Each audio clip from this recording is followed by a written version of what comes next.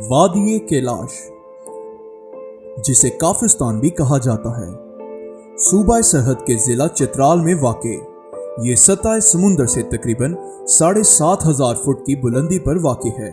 कोहे हिंदुकश के साए में और फलकबोस पहाड़ों में घिरी ये वादी अपने अंदर कुदरत के अनगिनत रंग और खूबसूरत नज़ारे समेटे हुए है कि हर देखने वाला इसके शहर में मुब्तला हो जाता है। यहाँ से कोहे हिंदुकश की सबसे ऊंची चोटी तुर्चमीर भी देखने वालों पर हैबत तारी करती है।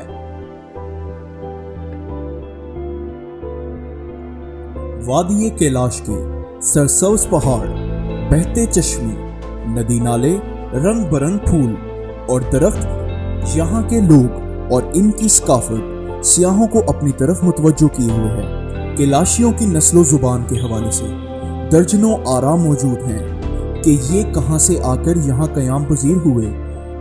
कैलाश कबाइल वैसे तो मशहूर हैं सिकंदर आज़म की फ़ौज की बाक़ियात के तौर पर, यूनानी लोग उन्हें ज़्यादातर कहते आए हैं, लेकिन हकीकत ये है कि कैलाश ख़ुद यूनानियों को नहीं जानते, ना सिकंदर आज़म को जानते हैं, ना उनकी फतवात के बारे में कोई कहानियाँ, कोई गाने, ऐसा कुछ भी कैलाशों के अपने पास नहीं है। कैलाश ख़ुद ये कहते हैं कि जी हम सियाम से आए हैं। सियाम एक जगह है, एक मुल्क है, एक शहर है जो कि मगरिब की तरफ है। तो कैलाशों के अपने अकायद के मुताबिक सियाम जो है वो एक शहर भी है, एक मुक़द्दस पहाड़ भी है और एक मुल्क भी है, एक मुक़द्दस मुल्क। यानी कि आप कह सकते हैं कि कैलाशों का यूटोपिया जो है, आइडियल स्टेट जो है वो ये सियाम है और ये मगरिब की जानिब है। और कैलाश के तमाम मजहबी रसूमात या तमाम कुर्बानियाँ, तमाम इबादतें उसी सिमत में होती हैं, मतलब मगरिब की सिमत में लोग खड़े होते हैं और अपना इबादत करते हैं और कुर्बानियाँ करते हैं। फिर ये है कि अगर हम बहुत सारी तारीख़ दानों की किताबों को देखें और कैलाश के अपनी जो रिवायात हैं उनका मुतालिया करें तो पता चलता है कि जी ये ईरान से बलूचिस्तान और फिर बलूचिस्तान से ये कोई हिंदू कुश के सिलसिले पर आहिस्ता आहिस्ता यहाँ से कश्मीर तक फैल गए। ये इनकी तारीख़ है जो कैलाश की अपनी रिवायात और अकायद के मुताबिक ऐसा है। लेकिन दुनिया में कैलाश मशहूर हैं कि जी ये सिकंदर आज़म की कौम है और यूनानी है, और इस ख्याल की वजह से कैलाश कबाइल को फ़ायदा भी काफ़ी हुआ है। यूनानियों ने आके बहुत मदद भी की है। यहाँ से काफ़ी कैलाश नौजवान यूनान भी चले गए हैं और मज़ीद भी जाना चाहते हैं। लेकिन सच ये है कि कैलाश खुद सिकंदर आज़म को नहीं जानते। इस तरह का कल्चर दुनिया में और किसी कोने में मौजूद नहीं, इसलिए ये गुत्थी सुलझाना मुश्किल है कि ये कहाँ से आए और इनका ताल्लुक किस कौम से है।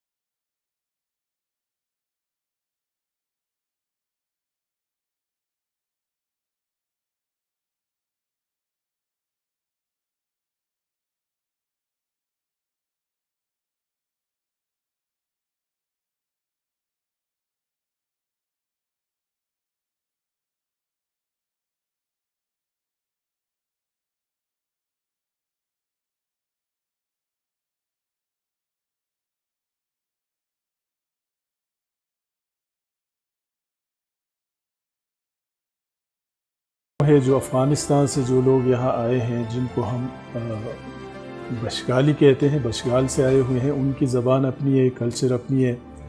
ان کے علاوہ گوجر بچے ہیں، ان کی زبان اپنی ہے، کلچر اپنی ہے۔ تو ایک کلاس کے اندر 4 قسم کے بچے ہوتے ہیں، 4 قسم کی کلچر اور 4 قسم کی تہذیبیں موجود ہیں۔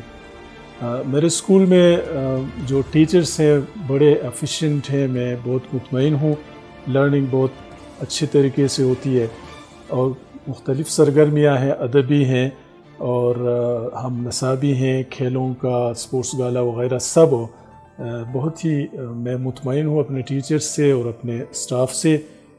اس پسماندہ علاقے میں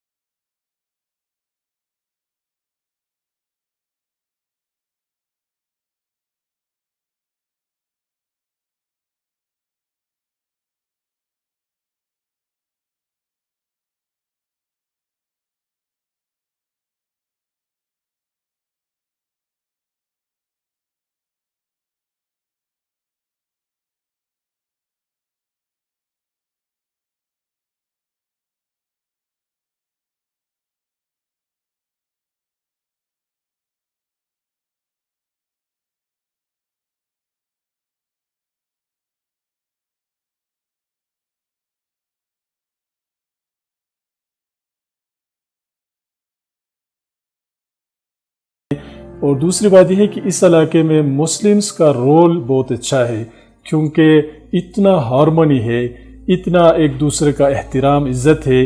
آپ دیکھیں گے کلاس روم میں، آپ دیکھیں گے وہاں ایک مسلم بچہ بیٹھا ہوا ہوتا ہے، دوسرا کلاشا ہوتا ہے، ایک بینچ پہ 2 بچے ہوتے ہیں، ایک مسلم دوسرا۔ کبھی ہم نے نہیں یہ پریکٹس آئی کہ آپس میں ایک دوسرے سے لڑے یا کسی نے کسی سے تھوڑی سی اس لحاظ سے نفرت کی۔ اور گاؤں کے اندر بھی مسلمز کا رول ان سے بھی زیادہ ہے، کیونکہ غمی خوشی میں اور دوسرے کوئی ضروریات ہوتی ہیں، اس میں یہ مسلمز بہت زیادہ ان لوگوں کی مدد کرتے ہیں۔ لہٰذا ایک ہارمونی ہے اس ایریا میں، اور لازم ہے کہ وہ شاید اس سے بھی متاثر ہوں۔ تو کنورژن ریٹ کافی، خاص کر نوجوانوں میں دیکھتا ہوں کہ کنورژن ریٹ کافی بڑھ گیا ہے۔ کلاش کلچر انڈینجرڈ کلچر ہے، سارے لوگ جانتے ہیں، کہتے ہیں، اور یہ سچ ہے، کیونکہ کلاش قبائل بہت تھوڑے لوگوں کا نام ہے، بہت ہی تقریباً 4000 لوگوں کو کلاش کہتے ہیں۔ اور پھر یہ ہے کہ پوری دنیا میں ان سے مشابہت رکھنے والی قوم، نسل، مذہب فی الحال کوئی پتہ نہیں ہے، یعنی کہ ان کا کوئی رشتہ دار نہیں ہے دنیا میں۔